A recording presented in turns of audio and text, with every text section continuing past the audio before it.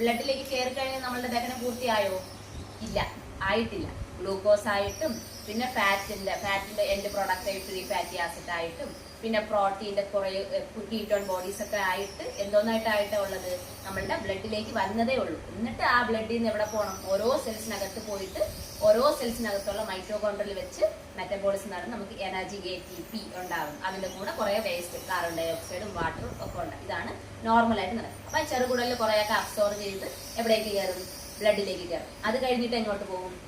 വേണ്ടാത്ത വേസ്റ്റും ആ സമയത്ത് ഉണ്ടാകുന്നുണ്ട്. അത് നമ്മുടെ ബ്ലഡിലേക്ക് കളയുന്നില്ല. അതിനാണ് ടൈറ്റ് ജംഗ്ഷൻ ആയിട്ട് ഈ ഫിംഗർ ലൈക്ക് പ്രൊജക്ഷൻ ഇവിടെ ഒരു റോസ് കളറിൽ കാണിക്കും.